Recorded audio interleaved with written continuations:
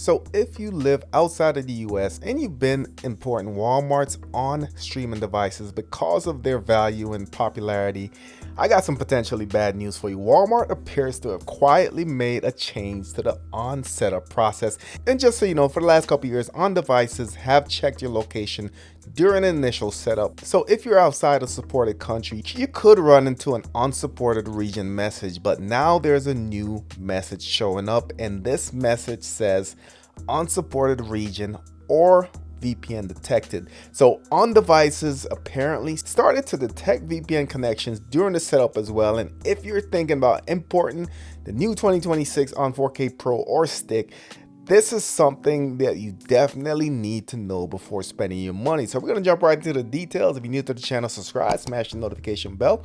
Let's go.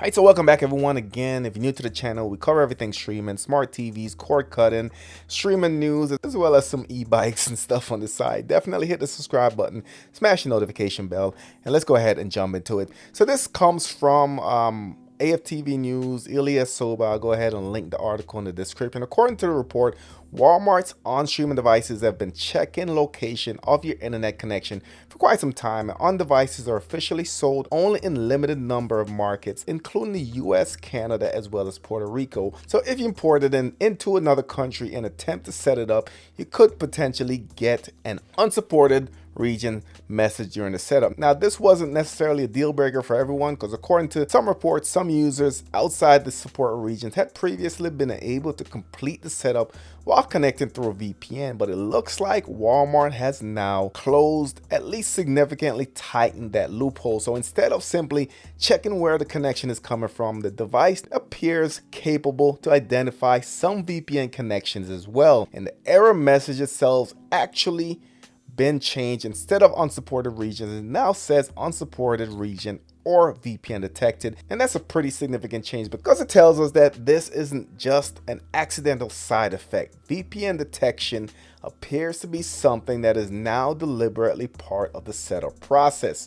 So how was this discovered? Again, according to AFTV News, this was discovered by a Reddit user who attempted to set up a new on-device in Mexico. Mexico is considered an unsupported region for these devices, and what's interesting is that the user had apparently set up on-devices in Mexico successfully in the past. So this time, however, things are different. The on-devices recognized the VPN was being used and refused to continue with the setup process. And reportedly, multiple VPN connections were detected.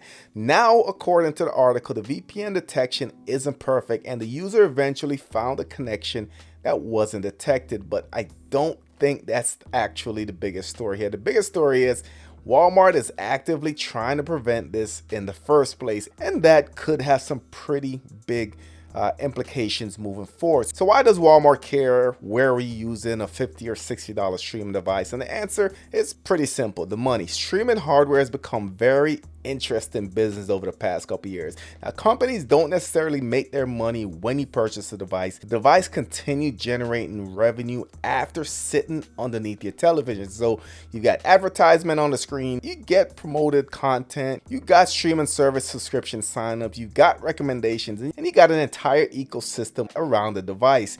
Now, AFTV News did point out that Walmart likely earns additional revenue from advertising and streaming service sign-up generated through on-devices. And that could help explain why these devices can be sold so aggressively priced. Look at something like the On 4K Pro. You're getting quite a bit for your money.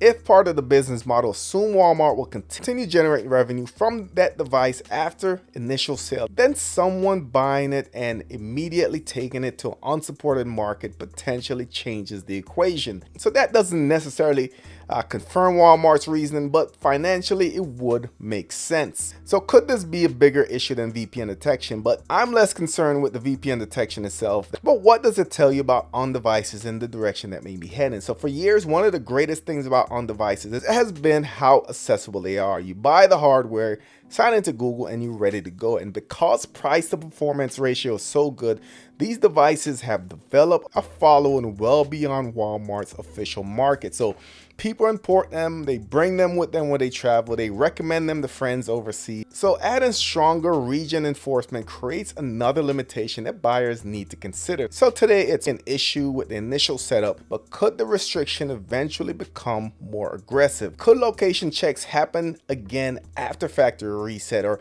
could future software updates introduce verification? Could Walmart eventually improve their VPN detection? And that's the things that we don't know. And I don't want to speculate and say that's definitely going to happen. But the fact is, the message now specifically mentions VPN, tells you Walmart is clearly aware that people are using VPN connections during the setup. So what about existing owners? Now, if you already have an on-device running outside the United States, Canada, or Puerto Rico, I wouldn't panic as of yet. So based on what's being reported, this appears to be specifically related to the setup process.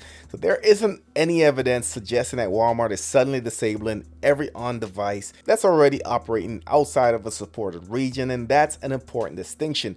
However, I would be cautious about factory resetting an imported on device, because once you reset the device, you have to go through the initial setup all over again. And if Walmart's new region and VPN detection kicks in during that process, you could potentially have a much harder time getting that device running. So if your imported on device is currently working perfectly fine, that's something I would keep in mind before doing a factory reset. And that brings us into another question. If you're outside the US or an officially supported market, should you still import an on device in 2026? Now, I'm becoming a little bit more hesitant recommending on devices if you live outside of a supported area. I've always said that on devices are great for inside the US, Puerto Rico, and Canada, which, if you're on this side of the world, this, in my opinion, is the best streaming device that's currently available if you're looking to stay in the Android ecosystem. For outside market, there's other streaming devices that are out there that's great. We have Thomson devices, we do have Xiaomi devices, we do have a couple more that's still Android or Google TV certified and will give you a great experience. So personally, I'd like to see Walmart solve this a different way. One thing that they can do is expand on into different countries where there clearly is a demand, but we've seen people importing these devices for years because of the value is so good. So instead of making it increasingly difficult for customers to get the hardware, I'd love to see Walmart just expand availability. And before we wrap up, one thing that I think is important is that this might not just be a Walmart thing. Yes, Walmart probably gets ad revenue from selling streaming services. Also, you have to think about Google itself. They're free streaming apps that's baked into these devices, not necessarily meant for outside markets. So I can see where Google could be pushing this, and maybe haven't really paid for the proper licenses to have this device broadcasting free in other countries. So there could be a lot going on in the background, but definitely want to hear from you guys. Are you using an on-streaming device outside of US, Canada, or Puerto Rico? And if you are, what country are you using it? Most importantly, do restrictions like this make you less likely to buy the on-streaming devices going forward? Let me know your thoughts in the comment section. Of course, if you're new to the channel, subscribe, smash the notification bell. Thank you for watching, and I'll catch you on the next one.